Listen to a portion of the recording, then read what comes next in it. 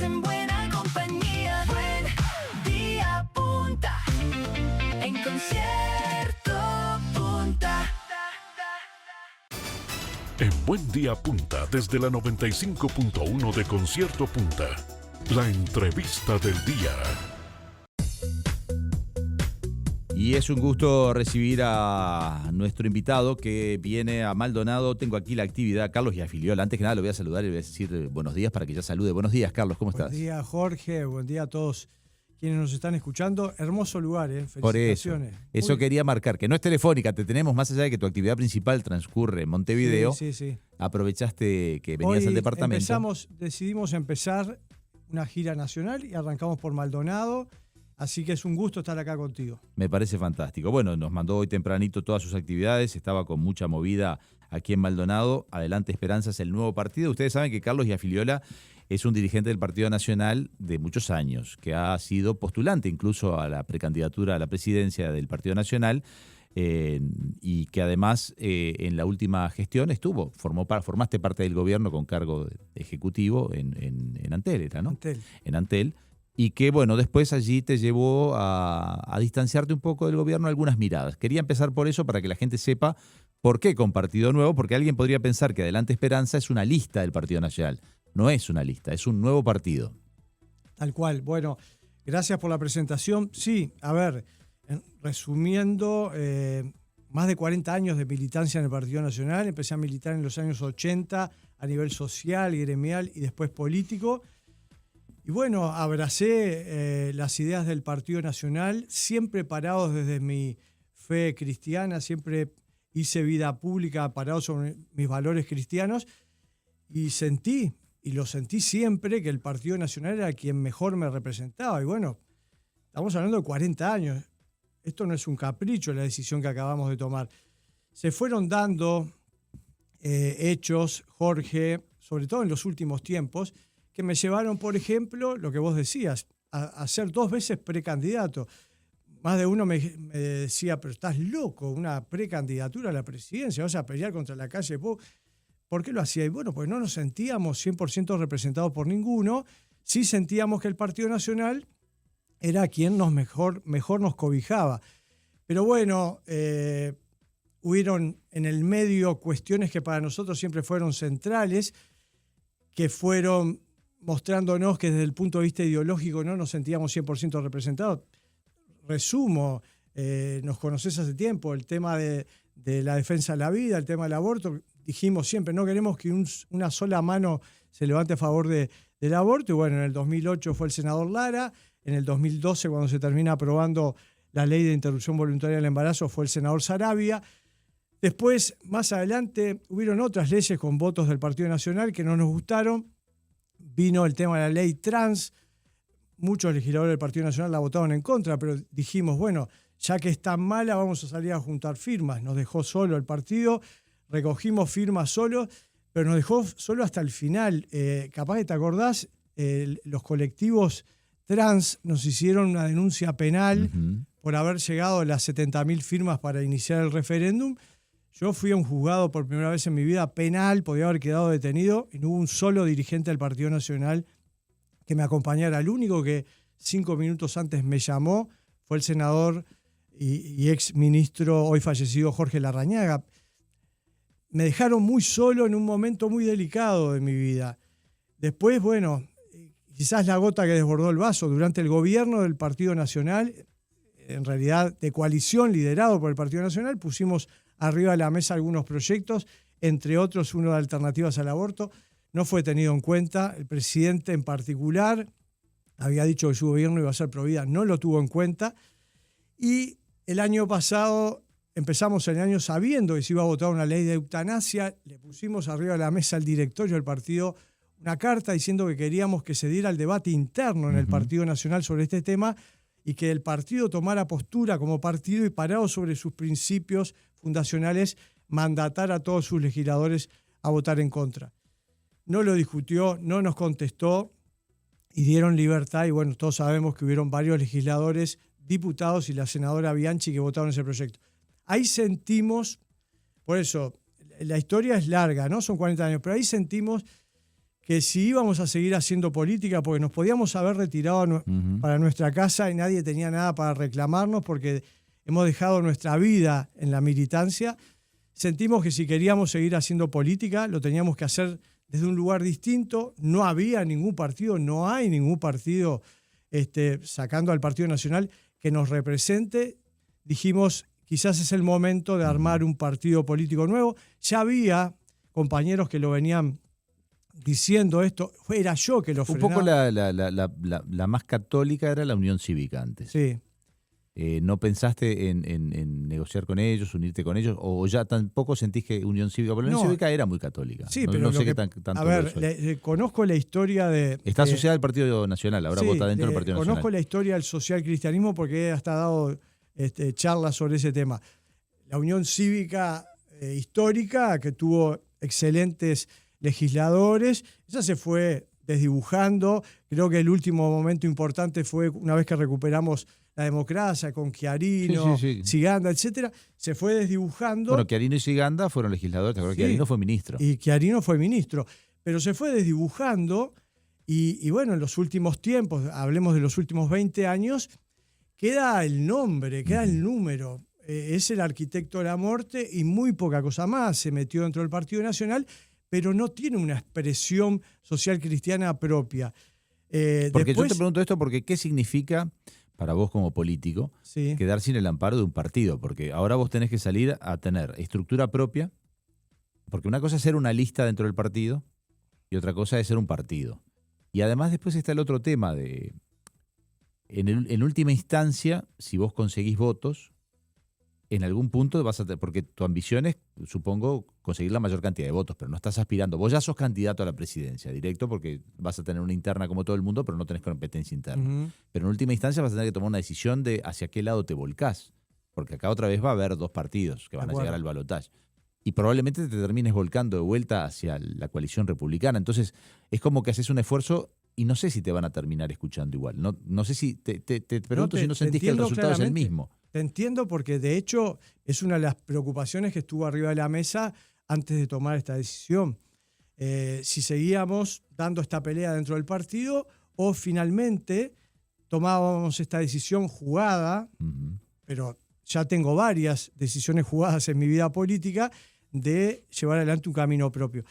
Y entendimos, Jorge, que, a ver, a nosotros todo nos costó, o sea, más allá que éramos una agrupación y una lista dentro del Partido Nacional, siempre nos costó, o sea, siempre lo nuestro fue contracorriente, siempre corríamos de atrás, con estructura limitada, con recursos limitados, pero bueno, esa experiencia nos dio una espalda que nos dice, bueno, ahora camino propio, bueno, tenemos esta experiencia de haber trabajado muchas veces en la mayor de las soledades.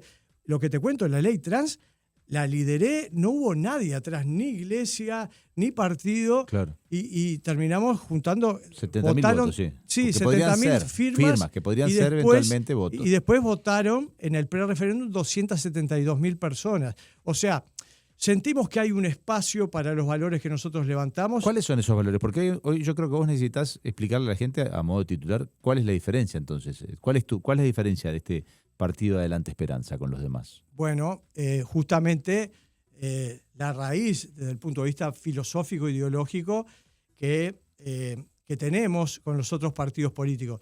Para nosotros, este tema de levantar los valores cristianos, de raíz cristiana, nos lleva a poner algunos temas en el centro.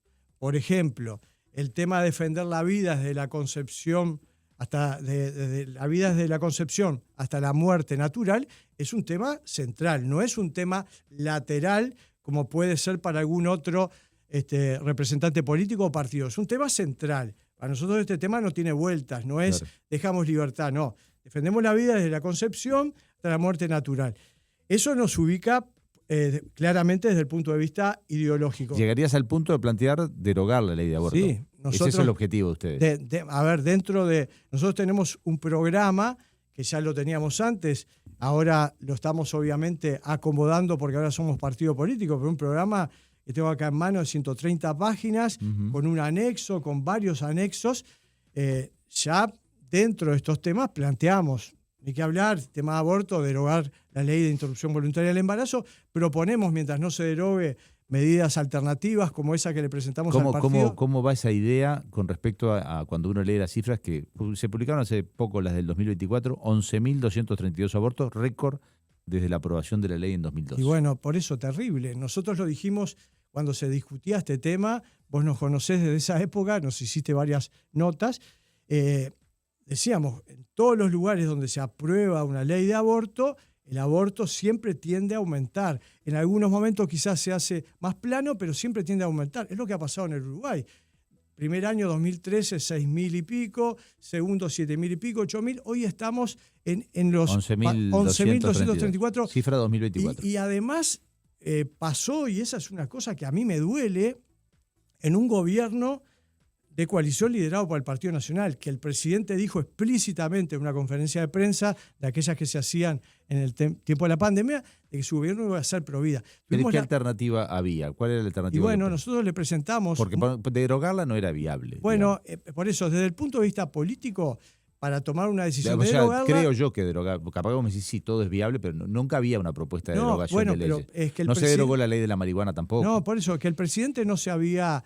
No, a la de la marihuana no se iba a enfrentar el presidente, pero sí a la del aborto podía haber hecho algo. Pero él dijo en lo previo, hay una ley, la vamos a respetar. Nosotros, parados sobre esa ley, parados sobre el artículo 3 y el artículo 5, el artículo 3 es el que habla de un equipo multidisciplinario que tiene que darle... El tiempo de reflexión para ver si aborta o no aborta la mujer. Mamá, le tiene que dar información y tiempo de reflexión. Y el artículo 5 que dice que hay que interactuar entre las políticas públicas y las organizaciones civiles de la vida privada para darle a esas mujeres, sobre todo a muchas de ellas que de alta vulnerabilidad social, con problemas sociales, económicos, herramientas para que puedan llevar adelante su embarazo. Bueno, de eso se trata parte de nuestro planteo, está en nuestro programa, es decir, alternativas al aborto que prioricen la vida de las dos, del bebé y de la mamá. O sea que en realidad la derogación del aborto sería una ambición que ya sabés que no se va a cumplir. Lo Desde que vos el punto de vista buscando político es difícil. Es posicionar un punto alternativo.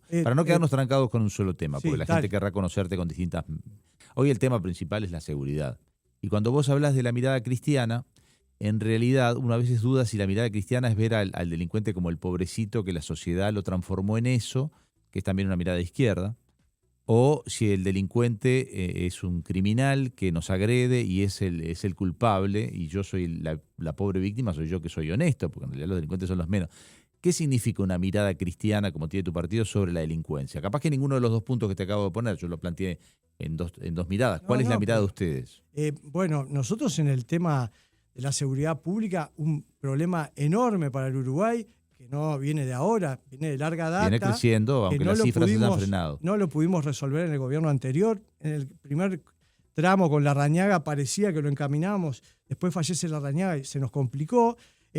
Vemos que es un problema realmente grave para la vida del país. Está en primer lugar de preocupación de la gente. Hay que actuar con firmeza.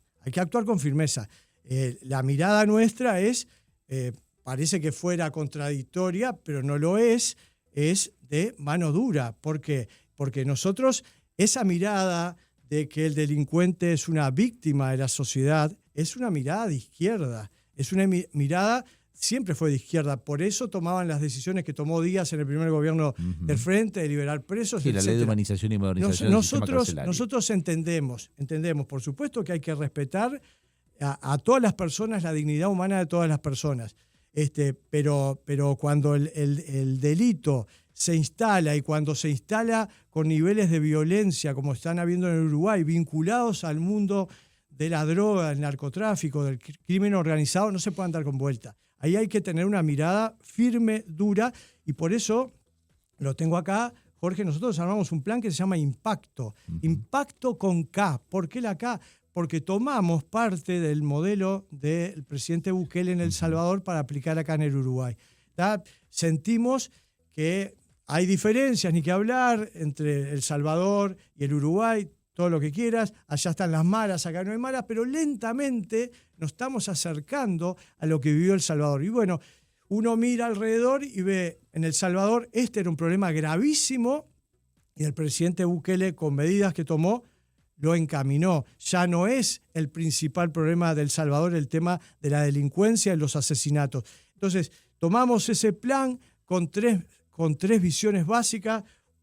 Para resumírtelo, la primera es, tenemos que ir a un sistema, sobre todo para los delincuentes más importantes, los que cometen los delitos más graves, que dentro de eso está el narcotráfico, ir a cárceles de máxima seguridad. Uruguay no tiene, en El Salvador tienen una especie de búnker, una cárcel de máxima seguridad, donde no entra ni sale nada que no tenga que entrar ni salir. Es una cárcel de verdad de alta seguridad, sobre todo para aquellos presos que cometieron delitos graves. Ese es uno de los puntos en el tema carcelario.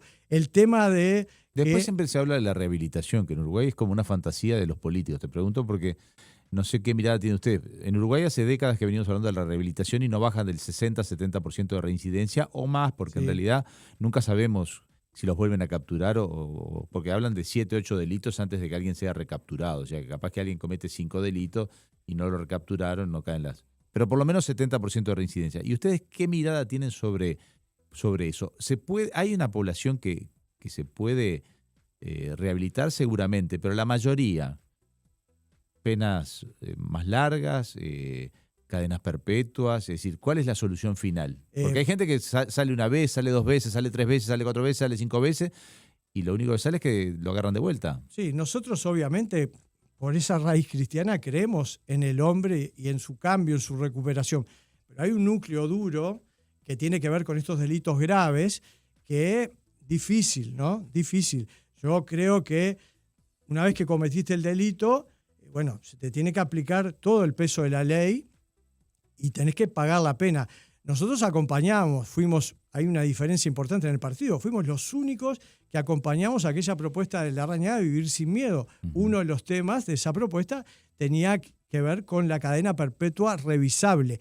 Pero digo, vamos en esa línea, pero también, y ahí viene la mirada cristiana, en este plan decimos que mientras hay que aplicar un aparato represivo fuerte, sobre todo en algunas zonas del Uruguay, ya no solo en Montevideo, hay lugares del interior que están salados, acá en Maldonado, San Carlos. Acá está creciendo mucho el tema de la gente en situación de calle, ¿no? Bueno, que pero... lleva después, no directamente al delito. Y aparte tenemos la cárcel de Las Rosas, que la verdad tener una cárcel cercana a un balneario que pretende no tener delitos, deberían replantearse si esa cárcel tiene que estar acá o no, ¿no? De acuerdo, pero además de esa instalación fuerte, clara, de parte de policías, ¿por qué no? Eso era también una de las propuestas de Larrañaga, en algunos casos que intervenga los militares, porque, bueno, ahora Orsi está queriendo hacer una guiñada de ese tema. Pero fue una reculada, no, al final no, quedó en 5 autos por ahora. Por eso, pero ¿Vos pondrías los militares en la calle?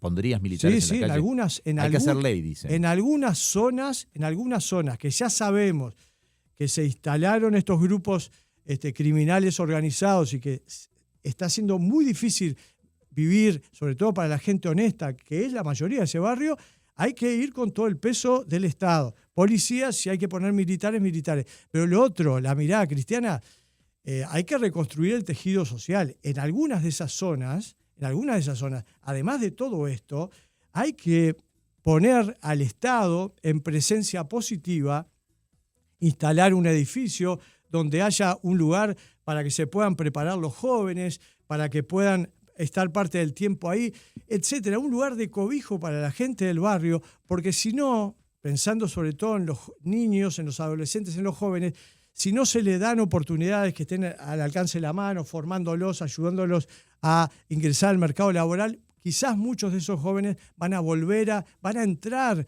en lo que tienen a mano, que es este mundo del crimen. Entonces, nuestro plan, que es mucho más que esto que yo te resumí, va por ese lado. Es un plan de mano dura respecto a este tema.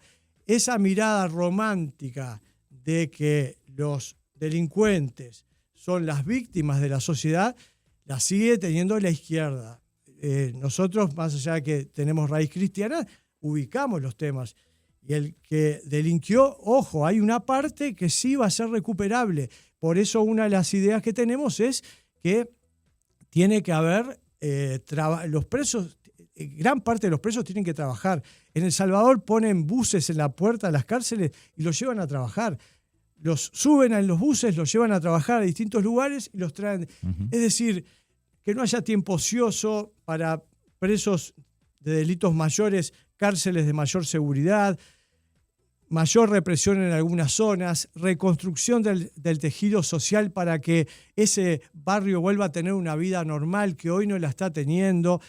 ¿Coincidís con el plan Más Barrios que ha planteado el gobierno? Bueno, yo cuando vi eso me gustó la idea. Me gustó, me parece que viene por ahí. Ya tenés que acordarte que el año pasado Orsi le hizo una guiñada a Bukele nombrándolo. Sí, después también hizo una Está bien, reculada pero digo, brutal. le hace una guiñada nombrándolo. Que eso Pues tiene el un partido precio, le dijo que no tiene nada que ver. Sí, pero tiene un precio político interno, la fuerza política lo está pagando. Después, bueno, este tema de ahora de los militares y que termina en esto de los de estos vehículos, pero le hizo otra guiñada a todo este tema. Lo que vos decís, este plan que están llevando adelante. Yo todo esto lo veo dentro de la cabeza de un presidente y parte de su entorno que se están dando cuenta que no están pudiendo con este tema y que necesitan empezarlo a encaminar, o quizás sea una cuestión netamente política, le están queriendo hacer una guiñada a buena parte de la sociedad que está enojada y molesta y preocupada por este tema, no sé, pero digo, porque uno ve que el presidente Bukele tiene niveles de aceptación importantes y que ha logrado cosas importantes en el tema de seguridad en su país, entonces nombrarlo, hacer alguna de las cosas que él hacía, que él está haciendo, le puede dar, desde el punto de vista político, algún crecimiento. No sé, estoy pensando por la cabeza de ellos, pero ojalá estas medidas sean en serio, ojalá, no sé. Me quedan unos minutitos para charlar Sí. contigo y quería preguntarte por qué, como habrás escuchado en los titulares, hay una invitación para el martes que viene para explicar un poco la visita de León 14. Ustedes en realidad son un partido con mentalidad cristiana, pero Sí. ¿qué tanto es papista? Es decir, ¿qué tanto siguen los lineamientos de la Iglesia, la importancia del Papa? Es decir, ¿qué significa una visita del Papa al Uruguay para ustedes? Para Carlos y a Figliola, mi familia, acá está mi esposa, mi familia, es algo importante. Yo soy un hombre, somos militantes laicos católicos de toda la vida. Es una cosa importante. El partido... ¿Cómo es eso Adelante de Esperanza- laicos católicos? Me mataste, pero laicos católicos... Sí, no, porque a los que no tienen autoridad, sacerdotes, obispos, etc., se les llama laicos. Ah, Laicos somos todos los que somos parte de la iglesia, pero no tenemos ningún cargo. Claro, no son ni A eso cura se ni les llama tres. laicos. Claro, no, claro. está bien, se confunde con Sí, el otro laicos laico. católicos. No, soy Porque la obviamente escuela es laica o católica, un- pero por un ese lado, hombre- laico soy católico. un hombre de fe católica. Para mí es una gran noticia que venga. Desde el punto de vista político, por supuesto, que venga una figura como el Papa es una cosa importante, pero nuestro partido no es un partido confesional. Porque no ha perdido fuerza la Iglesia Católica. A veces vos reivindicás la ideología católica, pero la Iglesia Católica no ha perdido fuerza con otras religiones. Sí, bueno, a ver, de hecho, en nuestra agrupación política, primero no le pedimos certificado Sí, de fe bautismo cristiana a nadie. Claro. Acá militan personas que creen en los valores que defendemos, muchos son cristianos, pero acá habemos católicos, pero también hay muchos evangélicos y te diría que en algunos departamentos la fuerza de nuestra agrupación la llevan evangélicos. Han crecido mucho las iglesias evangélicas. Sí, en el Uruguay. no hay tanto. Ahora se habla de una lucha en el mundo de la sociedad judeocristiana contra la sociedad musulmana. Sí. Nosotros la vemos de lejos porque acá la sociedad musulmana no está presente. En Europa está empezando a Es partirse la tremendo, sociedad, sí, ¿no? es O sea, tremendo, sí. hay que leer noticias internacionales, que a veces el uruguayo no está leyendo mucho, pero hay un quiebre social. Ustedes obviamente están por la sociedad judeocristiana. Eso ni te lo pregunto De acuerdo, porque parece de De perogrullo. acuerdo. ¿Qué mirada tenés sobre los musulmanes? Bueno, por supuesto el respeto que tengo que tener por la religión, porque así debe ser, pero bueno, todos hemos visto que parados sobre esta religión, muchos han tomado decisiones y han cometido atrocidades. Sí, el ¿no? ejemplo más claro es una teocracia como tiene Irán, ¿no? Entonces, por supuesto que esa cuestión nos preocupa.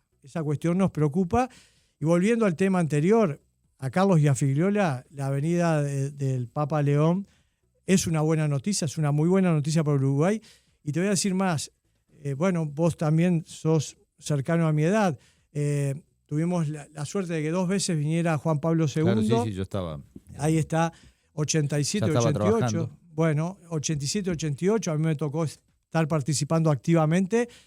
Y después con mi esposa en el 2013, yo fui invitado a un congreso de legisladores y gobernantes católicos en Italia, en Roma, y tuvimos la suerte de estar compartiendo con el Papa Francisco, que recién había asumido el ¿Te papado. convenció Papa Francisco? Porque la verdad que el Juan Pablo II, que tuvo sus críticas, tenía un papa con gran carisma. Como que Francisco medio que no... A ver, yo... Era argentino, lo teníamos acá cerca, porque si no nos alcanzó a nosotros siendo argentino, no sé qué pasó en el mundo. ¿Vos qué mirada tenés de Francisco? No, de los papas que hemos tenido, ni que hablar que Juan Pablo II está en el top. Sí, algunos hablan de Juan XXIII también. No, pero de los que yo... Sí, de los que vos viste. De los que yo conocí contemporáneos, Juan Pablo II, ni que hablar.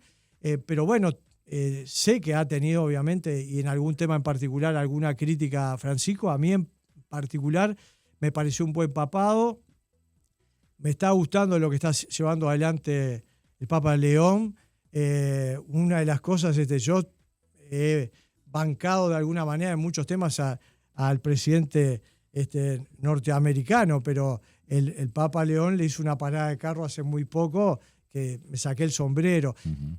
Estoy feliz de que venga al Uruguay. Sé que se está confirmando la fecha de noviembre y bueno, sería el tercer Papa que vamos a conocer personalmente. Para mí sería una muy buena noticia. Creo que para el Uruguay sería una muy buena noticia que viniera el Papa León, que parecería que va a venir a Florida, Paysandú y Montevideo. Eso Ya es lo que estuvo tienen que confirmar. en la segunda avenida de Juan Pablo, ¿te acordás que estuvo en Montevideo, en Florida, en Melo y en Salto? Claro, sí, la de Melo fue un poco fallida y de ahí salió la historia del baño del Papa. Del baño del Papa, Pero bueno, que fuimos a ver la película con claro. Ani. Pero yo toda esa recorrida la hice, obviamente con otra edad. Nos estábamos por casar en ese momento, pero la hicimos, recorrimos todo el país. Siendo jóvenes, ahora la veo distinta, pero por supuesto me parece una muy buena noticia, pero la separo de lo político porque no somos un partido confesional, no respondemos a ninguna iglesia en particular. Yo cuando he tenido que marcar alguna diferencia con el cardenal Sturla, a quien respeto como la autoridad máxima de mi iglesia católica, las marqué Bien. públicamente. Bien. Sí, no, era una pregunta porque como siempre te presentás como un partido con concepción católica para más o menos saberlo. Carlos, se nos ha ido volando el tiempo, pero no tengo más tiempo. No, todo bien, muy buena. Ahora viene Soledad Parodi, así que tenemos ya el espacio. Vamos arriba. Y ya nos vamos a las 11 nosotros. Felicitaciones, hermoso lugar. ¿Te gustó el lugar? Me encantó. Bueno. Les cuento a los que nos están escuchando que estamos en La Mansa, ahí al ladito de la playa. Y con calefacción, que no es lo mismo. No, que, sí, tal cual. Eso es... Pero hoy no ha sido uno de los días más fríos. No, elegiste un buen día para no, venir. la verdad que sí. Muchas gracias. Gracias por la visita y un gusto tenerte acá. Un gustazo. Bueno, y la recorrida sigue acá por Maldonado. Estén atentos. Tu próximo paso es seguir con prensa. A ver, déjame ver qué tenés. Ahora reunión con dirigentes a las 13, por ejemplo. 12, junta electoral. Sí, porque ese es un tema importante. Vamos a pedir el número histórico nuestro, que es el 252. Le vamos a dar la baja en todos los departamentos del Partido Nacional y lo vamos a pedir como Partido Adelante Esperanza. Bien. Y después hay reuniones, si alguien nos quiere visitar, a partir de la 1 y poco, vamos a estar en el bar que está en la esquina de la plaza, de la esquina de la catedral. Florida 18 de julio. El Capo. Ahí vamos a andar por ahí reuniéndonos con algunos amigos si nos quieren ir a saludar. Con mucho gusto. Muy bien, invitada a la gente entonces. Un gustazo, Jorge, gracias. Concierto Punto y Buen Día Punto. Gracias por hoy. Este es un buen momento de la mañana para disfrutar un clásico de Concierto Punta.